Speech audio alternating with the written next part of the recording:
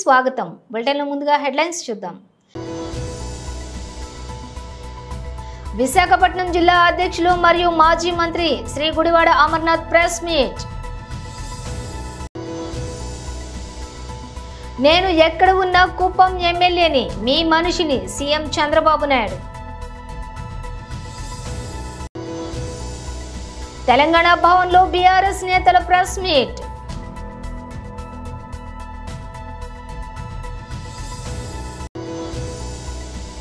Cherlapally terminal ప్రారంభోత్సవంలో ముఖ్యమంత్రి రేవంత్ రెడ్డి.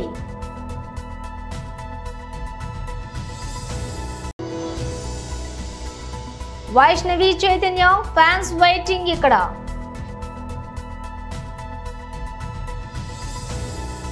ఇక డీటెయిల్స్ చూస్తే విశాఖపట్నం జిల్లా అధ్యక్షులు మరియు మాజీ మంత్రి శ్రీ గుడివాడ అమర్నాథ్ ప్రెస్ మీట్ నిర్వహించారు. ముఖ్యమంత్రి గారికి సంబంధించినటువంటి కార్యక్రమానికి ఏర్పాట్లు దేశ ప్రధాని మన రాష్ట్రానికి వచ్చినప్పుడు గౌరవంగా చూసుకోవాల్సినటువంటి బాధ్యత ఇవన్నీ ఉన్నప్పటికీ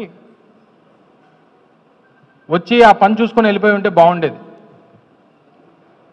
కానీ జగన్మోహన్ రెడ్డి గారి ప్రభుత్వం మీద, గత ప్రభుత్వం మీద, వారి నిర్ణయాల మీద లేనిపోయినటువంటి ఆరోపణలు, రాజకీయ ప్రసంగాలు, రాజకీయ విమర్శలు చేసి నిన్న అబాస్పాలైపోయినటువంటి సందర్భాలు కనబడతా ఉన్నాయి. వాస్తవానికి రాష్ట్రంలో సకల శాఖ మంత్రిగా,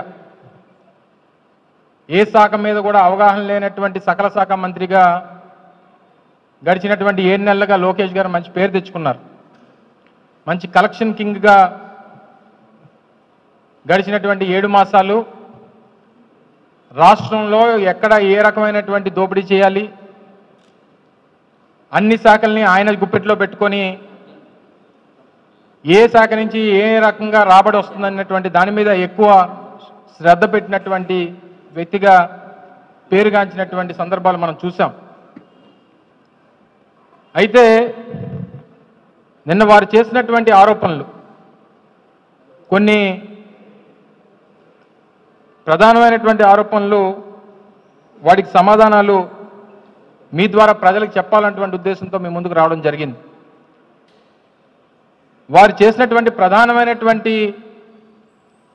ఆరోపణ ఏంటంటే, ఉత్తరాంధ్రకి జగన్మోహన్ రెడ్డి గారు చేసింది ఏంటి, ఆయన ఏమీ చేయలేదు, గడిచినటువంటి 5 సంవత్సరాలుగా జగన్మోహన్ రెడ్డి గారి పాలనలో ఉత్తరాంధ్రకి ఏమి మీరు చేశారన్నటువంటి విషయాన్ని వారు అడగడం జరిగింది. ఎక్కడి నుంచి, శ్రీకాకుళం నుంచి పాయకరావుపేట వరకు మొదలు పెట్టమంటారా, లేదా పాయకరావుపేట నుంచి శ్రీకాకుళం వరకు మొదలు పెట్టమంటారా? గతంలో 15 సంవత్సరాలు మీ తండ్రి గారు ఉమ్మడి రాష్ట్రానికి 10 సంవత్సరాలు, రాష్ట్ర విభజన జరిగిన తర్వాత 5 సంవత్సరాలు, 15 సంవత్సరాలు మొన్న వచ్చినటువంటి అధికారానికన్నా ముందు 3 పర్యాయాలు ఈ రాష్ట్రానికి ముఖ్యమంత్రిగా చేశారు.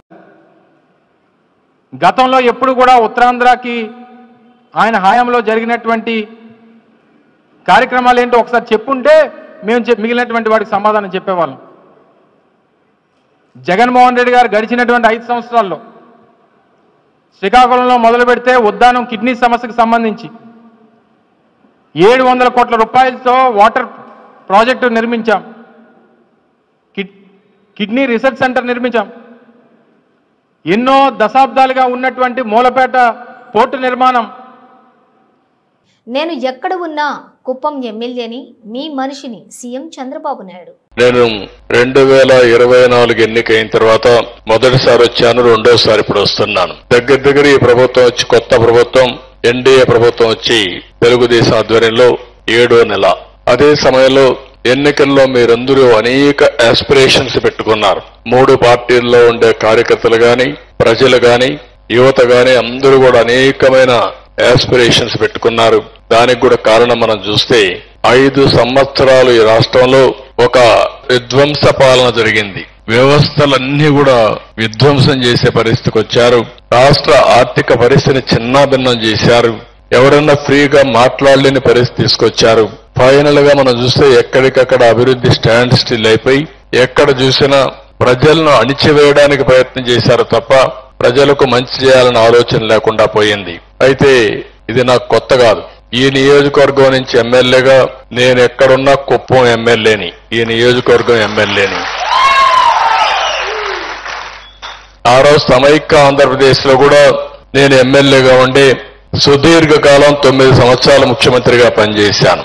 10 సంవత్సరాలు ప్రతిపక్ష నాయకుడిగా పనిచేశాను సమైక్య ఆంధ్రప్రదేశ్ లోని. మళ్లీ మొదటి ముఖ్యమంత్రి ఇక్కడయ్యాను, రెండోసారి ముఖ్యమంత్రి అయ్యాను, ప్రతిపక్ష నాయకుడిగా పనిచేశాను. అదే సమయంలో మీరు చూస్తే నేను ఎప్పుడు కూడా రాజకీయాలంటే ఆషామాషిగా తీసుకోవడం కాకుండా రాజకీయాల ద్వారా ఒక మంచి పాలసీ తీసుకొస్తే, పబ్లిక్ పాలసీ తీసుకొస్తే ప్రజల చరిత్ర భవిష్యత్తును తిరగరాసే అవకాశం ఉంటుంది. ఈ రోజు ఒక దేశంలో ఒక మంచి నాయకుడు ఉండి, ఒక రాష్ట్రంలో ఒక మంచి నాయకుడు ఉండి, లేకపోతే కుటుంబానికి కూడా ఒక సమర్థవంతమైన నాయకుడు ఉంటే సమర్థవంతంగా ప్లాన్ చేయగలిగితే ఏదైనా సాధ్యం. అది చేసి నిరూపించిన పార్టీ తెలుగుదేశం పార్టీ అని చెప్పి కూడా నేను మీకు తెలియజేస్తున్నా. తెలంగాణ భవన్ లో బీఆర్ఎస్ నేతల ప్రెస్ మీట్ నిర్వహించారు. అనేటువంటి అభిప్రాయాన్ని చాలా స్పష్టంగానే బహిర్గతం చేస్తున్నారు. పలు సందర్భాల్లో అది వెల్లడవుతా ఉంది.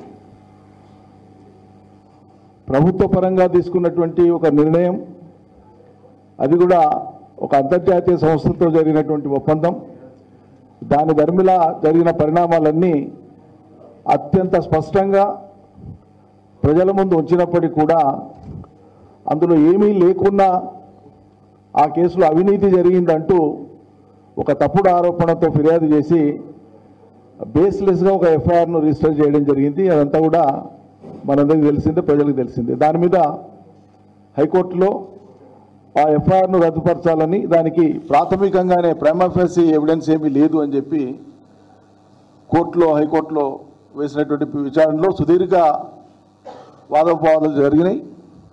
కేటీఆర్ గారి వాదనతో పాటు ఏసీబీ కూడా సుదీర్ఘంగా వాదించింది. అట్టి కేసులో తీర్పు రిజర్వ్ చేసింది హైకోర్టు. ఈ తీర్పు వచ్చే లోపే పోలీస్ వ్యవస్థ, ప్రత్యేకంగా ఏసీబీ అధికారులు కొంత అత్యుత్సాహాన్ని ప్రదర్శించడం, రాజభక్తిని, స్వామి భక్తిని చట్టానికి, రాజ్యాంగానికి అతీతంగా చూపించేటువంటి ఒక వ్యక్తిగత సైకోఫాన్సీ పెంచేటువంటి పరిస్థితులు మనం కనిపిస్తూ ఉన్నాయి. విచారణ ఏ కేసైనా చట్టబద్ధమైనటువంటి సంస్థలు, ఏ ప్రభుత్వాలున్నా చట్టబద్ధమైనటువంటి సంస్థలు ఎప్పుడైనా సరే, విచారణ సంస్థలు ఎప్పుడైనా సరే, విచారణ ప్రక్రియ ఫేర్ అండ్ అంటే చాలా స్పష్టంగా, క్లియర్గా, ఓపెన్గా విచారణ అనేటువంటిది సక్రమంగా, నిష్పక్షపాతంగా జరపడమే కాకుండా జరుగుతున్నట్లు ప్రజలు భావించేటట్లు చూడడం కూడా ఆ సంస్థల యొక్క బాధ్యత.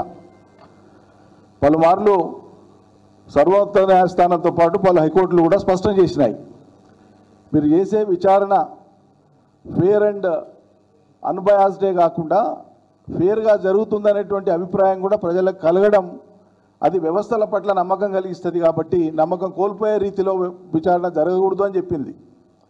మరి ఒకవైపు హైకోర్టులో తీర్పు రిజర్వ్ అయినటువంటి ధర్మిలా ఏసీబీ వాళ్ళు సుమోటో తమకు తామే తీర్పు వచ్చే వరకు మీ హాజరు అవసరం లేదు, తర్వాత మేము పిలుస్తామని అనవచ్చు.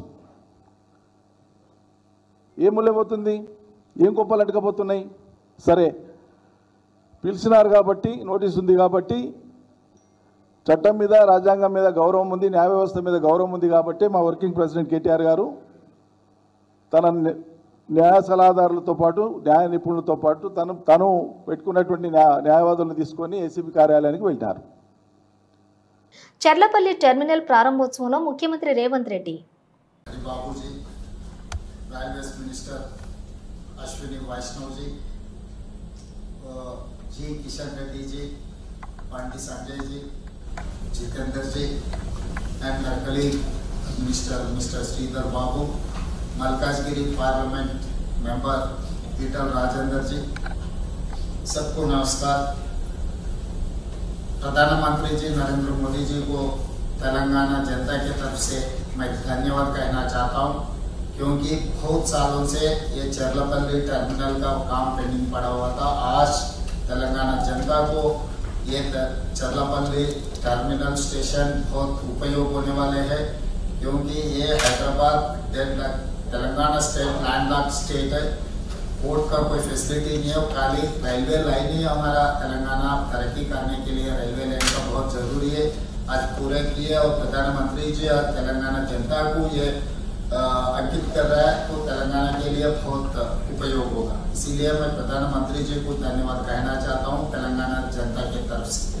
और दूसरी बात रहा, ये तो छोटे छोटे मुद्दे हैं, प्रधानमंत्री जी के ध्यान में रखना चाहता हूँ मैं। इससे पहले हमारे लिए काजीपेटा इंटीग्रेटेड रेलवे कोच फैक्ट्री मंजूर हुआ है। ये रेलवे निगम लिमिटेड को आदेश दिए तो जल्दी से ये काम शुरू होने वाला है। इसका एक प्रधानमंत्री जी का ध्यान पे मैं लाना चाहता हूँ।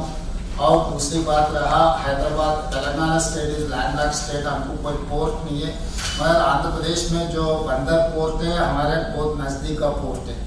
तो डेडिकेटेड ग्रीनफील्ड हाईवे के साथ साथ एक डेडिकेटेड रेलवे लाइन अगर डाले तो वहाँ पर यहाँ पर इंडस्ट्रियल हम ट्राई पोर्ट बना देके यहाँ पर इंडस्ट्रियल पार्क्स डेवलप करने का बहुत अच्छा मौका है। उसमें ऑटोमोबाइल इंडस्ट्री, ऐसे ही तेलंगाना में आपको पता है कि फार्मा इंडस्ट्री बहुत अच्छा है। यहाँ पर इंडिया में 35% of the bulk drugs produced in Hyderabad Telangana state. तो वो डेडिकेटेड रेलवे लाइन आने की वजह से हम लोग ट्रांसपोर्टेशन आसान हो जाएंगे और ऑटोमोबाइल इंडस्ट्री भी तेलंगाना आने के लिए बहुत आसान हो जाएंगे। उसके साथ साथ इलेक्ट्रिक व्हीकल्स का भी मैन्युफैक्चरिंग तेलंगाना में लगाने के लिए बहुत अच्छा है। प्रधानमंत्री जी ने जो 2023 में जो अनाउंस किया था रीजनल रिंग रोड हैदराबाद शहर के ऑल अलाइन विद हैदराबाद शहर 370 किलोमीटर रीजनल रिंग रोड अभी बनाने वाले हैं। उसमें से 170 किलोमीटर का प्रधानमंत्री जी अभी टेंडर्स भी बुलवाए, बाकी का जो बाकी है वो भी हमारे प्रधानमंत्री जी वादा किया था आगे वो भी हमारा डेवलपमेंट में जाने वाले। तो उसके साथ साथ में रीजनल रिंग रेल भी बनाने का जरूरी है, क्योंकि ये है तेलंगाना स्टेट अगर ये रीजनल रिंग रोड और रीजनल रिंग रेल बनाए तो 60% of the Telangana will become an urbanised जब हो जाएंगे तब हमारे लिए जो इन्वेस्टमेंट इंडस्ट्रियल डेवलपमेंट के लिए भी बहुत जरूरी होगा। और रीजनल रिंग रेल का भी आप एक मंजूर किए तो तेलंगाना के लिए बहुत अच्छा है। और मेट्रो रेल दिल्ली के बाद हमारे Telangana second longest railway metro rail था, मत 10 साल से कोई कुछ डेवलपमेंट नहीं हो पाया, इसीलिए हम 9th प्लेस को चला गए। अभी తొలి సినిమాతోనే హిట్ కొట్టాలి, అప్పుడే అవకాశాలు వరుస పెడతాయి. అలా వరుసగా చేసుకుంటూ వెళ్ళిన కొన్ని సినిమాలలో 1, 2 ఫ్లాప్ అయినా పెద్దగా కంగారు పడవలసిన పని లేదు. వాటిని మరిపించే హిట్స్ వెంటనే పడిపోతే సరిపోతుందని హీరోయిన్స్ భావిస్తూ ఉంటారు. అందువల్లనే వరుస సినిమాలను ఒప్పేసుకుంటూ ముందుకు వెళ్తున్నారు. అయితే అందుకు భిన్నంగా వైష్ణవి చైతన్య వ్యవహరించడం అభిమానులను ఆశ్చర్యపరుస్తోంది. బేబీ సినిమాతో వైష్ణవి చైతన్య యూత్ను ఒక ఊపేసింది. వైష్ణవి పాత్రను డిజైన్ చేసిన తీరు, ఆ పాత్రకి ఆమె యాడ్ చేసిన గ్లామర్ నటన ఆ సినిమా విజయంలో కీలకమైన పాత్రను పోషించింది. ఆ సినిమా హిట్ తర్వాత ఇక ఆమె హవా కొనసాగుతుందని అంతా భావించారు. కానీ ఏడాది తర్వాత ఆమె నుంచి ఒకే ఒక్క సినిమా వచ్చింది. ఆ సినిమా పేరే లవ్ మీ. ఈ సినిమా ఆశించిన స్థాయిలో ఆడలేదు. వైష్ణవి గురించి ఎవరూ పెద్దగా మాట్లాడుకోలేదు. వైష్ణవి తాజా చిత్రంగా జాగ్ కొంచెం క్రాక్ రూపొందుతోంది. సిద్ధు జొన్నలగడ్డ జోడీగా ఈ సినిమాలో ఆమె కనిపించింది. బీవీఎస్ఎన్ ప్రసాద్ నిర్మిస్తున్న ఈ సినిమాకి బొమ్మరిల్లు భాస్కర్ దర్శకత్వం వహిస్తున్నాడు. చిత్రీకరణ పరంగా ఈ సినిమా ముగింపు దశకి చేరుకుంది. ఏప్రిల్ 10వ తేదీన ఈ సినిమాను విడుదల చేయనున్నారు. అంటే లవ్ మీ తర్వాత ఏడాదికి ఈ సినిమా వస్తోంది. ఏ రోజుకు ఆ రోజు కొత్త హీరోయిన్స్ ఎంటర్ అవుతుంటారు కనుక వైష్ణవి కాస్త స్పీడ్ పెంచవలసిందేననేది fans talk. Game changer pre release event తిరుగు ప్రయాణంలోని ప్రమాదవశాత్తు మరణించిన 2 అభిమానులకు నిర్మాత దిల్ రాజు 10 లక్షల ఆర్థిక సాయం ప్రకటించారు. శనివారం రాజమహేంద్రవరంలో game changer pre release event జరిగిన సంగతి తెలిసిందే. ఆ వేడుకల్లో పాల్గొని తిరిగి ఇళ్లకు వెళుతున్న క్రమంలో జరిగిన రోడ్డు ప్రమాదంలో కాకినాడ జిల్లా గైగోలుపాడుకు చెందినటువంటి 6వ మణికంఠతో కూడా కాడా చరణ్ మరణించారు. అయితే ఇక ఈ ఘటన గురించి తెలిసిన వెంటనే నిర్మాత దిల్ రాజు మీడియా సమక్షంలో స్పందించారు. ఆయన మాట్లాడుతూ game changer pre release event చాలా ఘనంగా జరిగింది. ఆ విషయంపై మేము సంతోషంగా ఉన్న సమయంలో ఇలా ఇద్దరు అభిమానులు తిరుగు ప్రయాణంలో జరిగిన ప్రమాదంలో చనిపోవటం ఎంతో బాధాకరం. వారి కుటుంబాలకు నేను అండగా ఉంటాను. నా వంతుగా వారి కుటుంబాలకు చెరో 5 లక్షలు ఆర్థిక సహాయాన్ని అందిస్తున్నాను. ఇలాంటి ఘటన జరిగినప్పుడు కుటుంబాల్లో ఎంతో బాధ ఉంటుందో అర్థం చేసుకోగలను. వారికి నా ప్రగాఢ సానుభూతిని వ్యక్తం చేస్తున్నాను అని అన్నారు. ప్రజావాణిలో వచ్చిన ఆర్జీలను పరిశీలించి పరిష్కరించాలని జిల్లా కలెక్టర్ ఆశీష్ సాంగ్వాన్ అన్నారు. సోమవారం కలెక్టరేట్ సమావేశ మందిరంలో ప్రజావాణి కార్యక్రమాన్ని నిర్వహించారు. ఈ సందర్భంగా కలెక్టర్ మాట్లాడుతూ పలు సమస్యలపై జిల్లాలోని ప్రజలు సమర్పించినటువంటి ఆర్జీలను పరిశీలించి వాటిపై చర్యలు చేపట్టాలని తెలిపారు. భూ సమస్యలు, రైతు భరోసా పెన్షన్లు, ఇతర సమస్యలపై ఆర్జీలను సమర్పించారు. ఈ రోజు 96 దరఖాస్తులు రావటం జరిగిందని తెలిపారు.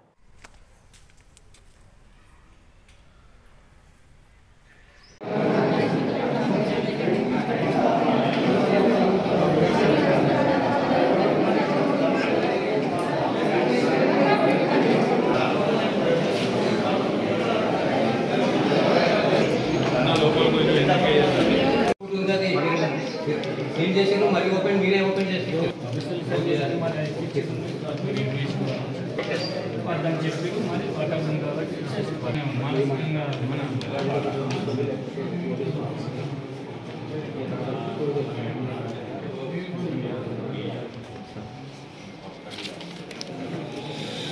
జనార్దన్ రెడ్డి 2 చెరువు ఒక చెరువు 2 జనార్దన్ రెడ్డి అద్దెలకు వచ్చిన రేట్స్ మళ్ళీ అడుగుతున్నాను. చదువుకుంటారు కూడా చేయించండి. మీ పేరు ఫాదర్ న్యాయం జరిగింది, గవర్నమెంట్కి న్యాయం జరిగింది, మాకు న్యాయం జరిగింది. నోటీస్ ఇచ్చారు. వాళ్ళకు ఉన్నది మాకు లీగల్ నోటీస్ ఇచ్చారు. లేదా సమస్య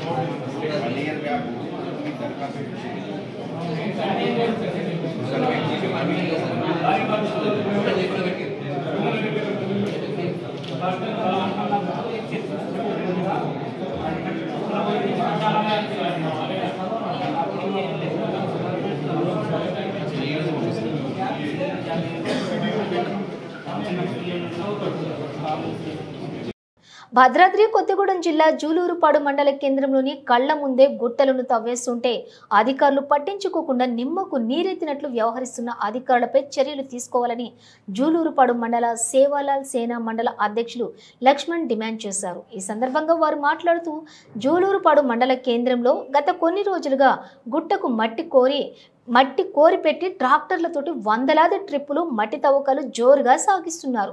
ఈ పరిస్థితిని గమనించి మండల అధికారులు ఆ ప్రాంతానికి వెళ్లి పర్మిషన్ లెటర్స్ చెక్ చేయాల్సిందిగా ఆయన అధికారులను కోరారు. పర్మిషన్ లెటర్ని చెక్ చేసి అదే ప్రాంతంలో పర్మిషన్ ఇచ్చారా, వేరే ప్రాంతంలో పర్మిషన్ ఇచ్చారా, ఇస్తే ఎన్ని ట్రిప్పులకు పర్మిషన్ ఇచ్చారు అనేది సర్వే చేయవలసిందిగా ఆయన మండల రెవెన్యూ అధికారులను కోరారు. వాళ్ళపై కఠిన చర్య తీసుకోవాలని చెప్పి సేవాలాల్ సేన నుంచి డిమాండ్ చేస్తున్నాం. జూలూరుపాడు భద్రాద్రి కొత్తగూడెం జిల్లా. జై సేవాలాల్.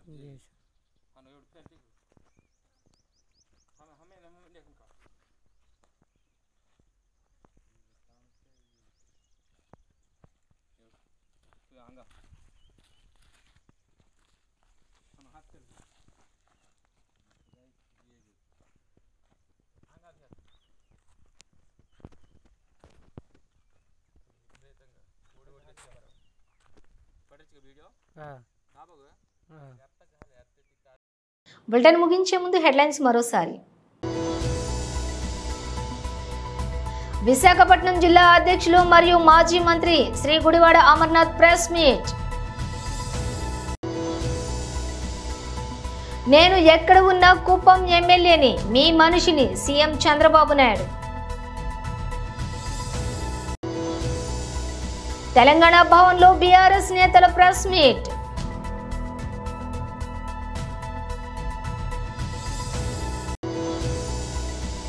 చెర్లపల్లి టెర్మినల్ ప్రారంభోత్సవంలో ముఖ్యమంత్రి రేవంత్ రెడ్డి.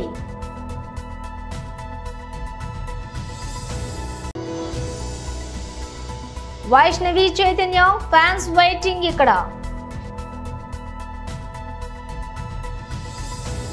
ఇవి బులెటిన్ విశేషాలు. మరో బులెటిన్తో మళ్ళీ కలుద్దాం.